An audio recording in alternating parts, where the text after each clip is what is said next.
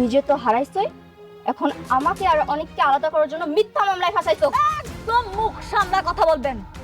অনেকের নামে যে মামলাটা করছো ওটা কি তুই জানি? স্যার আমি মামলাটা তুলে নিতে চাই। খবরদার অনেককে কারো কথাই আর কোথাও পাঠাবি না। আমার কপালটাই পোড়া, যাকে বিয়ে করতে চাই সে বস্তির মেঘলাকে বিয়ে করতে চায়। মনে হয় সব কিছু ছাইরা দিই, ছাইরা দিয়ে আসা আপনার বডিগার্ড হয়ে থাকি। আমার প্রজেক্টের সব শ্রমিক আপনারা নিয়ে গেছেন, আবার তাদেরকে দ্বিগুণ টাকার লোভও দেখিয়েছেন। কেন? এত যন্ত্রণা আমি আর সহ্য করতে পারতেছি না। আপনার বাচ্চার বাবা যদি সত্যি সত্যি আপনার স্বামী হয় তাহলে ডিএনএ রিপোর্ট আলাদা হলো কিভাবে? একটা উপায় আছে।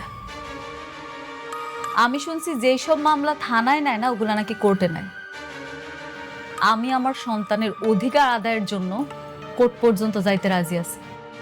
যতদিন পর্যন্ত ও মাইনা না নিব এই সন্তান ওর, ততদিন পর্যন্ত আমি লড়াই করে যাব।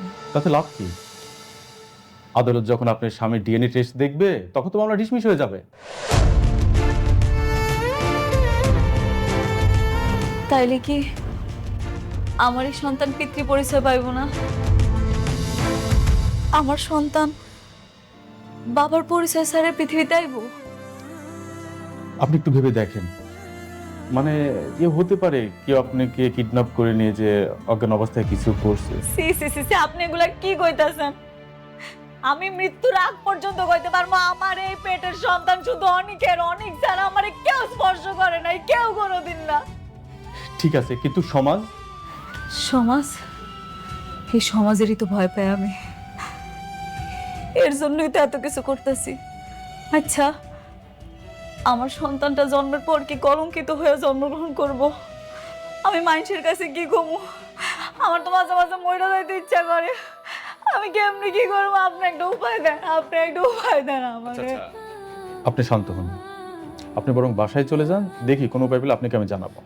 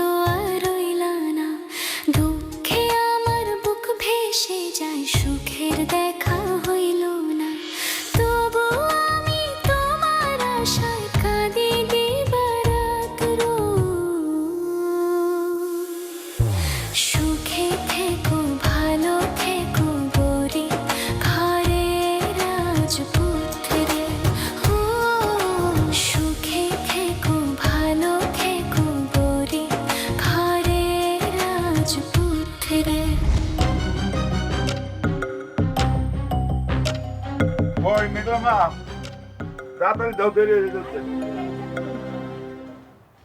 আসসালামু আলাইকুম। ওয়ালাইকুম আসসালাম।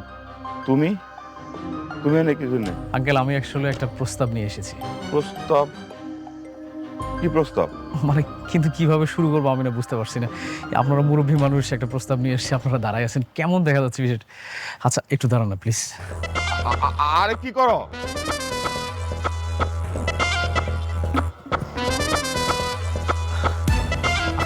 আপনারা বসেন না প্লিজ, দিতাম তোমার। বসেন না, বসেন বসেন please। বসেন। আরে বসা বসি পরে, তুমি আগে কি কইতে চাইছিলে সেইটা কও। আঙ্কেল আপনারা তো জানেন যে আসলে আমার বাবা মা নেই, আমি এতিম। আজকে যদি তারা বেঁচে থাকতো তাহলে এই প্রস্তাব নিয়ে হয়তো বা তারাই আসতো। আরে এইসব আমারে কইয়া কি হইব? আচ্ছা বাবা, তুমি না কি প্রস্তাবের কথা কইলা? সেইটা করছো। আমি তো সেটাই বলতে চাচ্ছি, কিন্তু আপনারা তো দাঁড়িয়ে আছেন, একটু বসেন না, বসে শুনেন। না কও।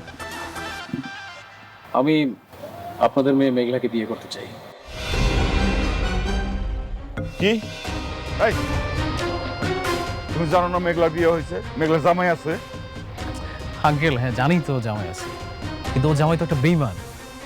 আপনি দেখছেন না আঙ্কেল, ও নিজের সন্তানকে কিভাবে অস্বীকার করতেছে। আমি মেঘলাকে খুব ভালো করে চিনি, ভালো করে জানি, আর এটাও মানি আমি যে ওই সন্তানটা অনেকেরই। আর এই সমাজে আপনি চান না যে আপনার মেয়ে মেয়ের সন্তান একটা প্রীতিতের পরিচয় নিয়ে বড় হোক।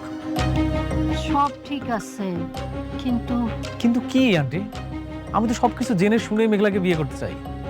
মেঘলার পেটে সন্তানের বাবা হব আমি, আর আমি সবাইকে বলবো যে এই সন্তানের বাবা। সমাজের মানুষ কিচ্ছু বলতে পারবে না। না না, মেঘলাই বিয়াতে রাজি হইব না। আপনারা আছেন না, আপনারা বুঝাবেন। আপনি জানেন না আঙ্কেল, এই সমাজে একটা সন্তান পিতৃত্বহীন ভাবে যদি বড় হয় তাকে কত কথা শুনতে হয়।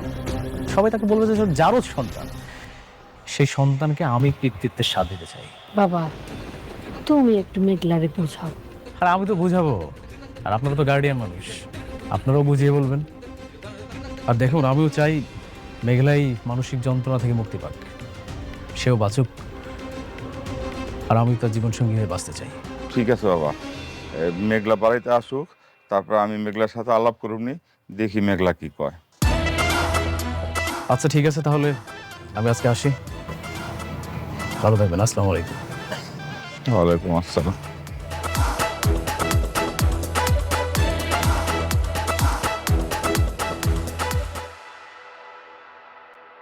একটা কথা বলি বন্ধু, আমার না কেন জানি বারবার মনে হচ্ছে তোমার স্ত্রীর পেটের যে সন্তান সেটা আসলে তোমারই। এই উদ্ভট কথাটা তুমি কিভাবে বলো? ডিএনএ টেস্ট করো।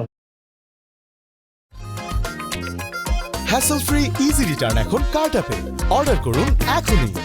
হয়ে যাবে। ঠিক আছে, যত দ্রুত সম্ভব কমপ্লিট করো। এই ফাইলটাতে আমি সিগনেচার করে দিয়েছি, এটাও কমপ্লিট করবে না।